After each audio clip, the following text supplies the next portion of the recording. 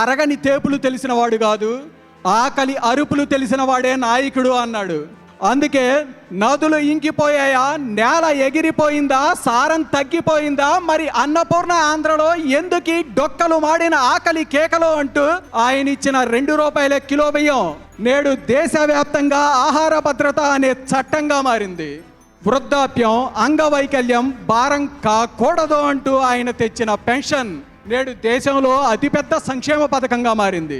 ఆయన తెచ్చిన ఆడబిడ్డకి ఆస్తిలో హక్కు నేడు పార్లమెంట్లో సీట్ల వాటా దాకా వెళ్ళింది. విదేశీ పర్యటనలతో ఆయన తెచ్చిన పెట్టుబడులు నేడు రాష్ట్రంలో అతిపెద్ద ఉపాధినిచ్చే అమర్ రాజా కంపెనీలుగా మారాయి. ఆయన చేసిన చైతన్య రథయాత్రలు నేడు రోడ్ షోలుగా మారాయి. ఆయన వాక్కులే హక్కులుగా, ఆయన ఆలోచనలే చట్టాలుగా, ఆయన సంతకాలే సంస్కరణలుగా మారి 1000 ఏళ్లకు సరిపడా వెలుగునిచ్చాయి.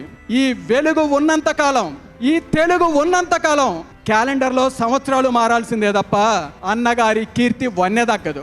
అన్నగారు ఇచ్చిన ఆత్మ గౌరవ నినాదం మాత్రమే కాదు, మన ఆలోచన జీవన విధానం. ఆయన ఎగరేసిన తెలుగు జాతి కీర్తి పతాక మన చరిత్ర వర్తమానం మాత్రమే కాదు, మన భవిష్యత్తు కూడా. సింహాలు చరిత్ర చెప్పుకోకపోతే గుంట నక్కలు చెప్పిందే చరిత్రగా చలామణి అవుతా ఉంటది.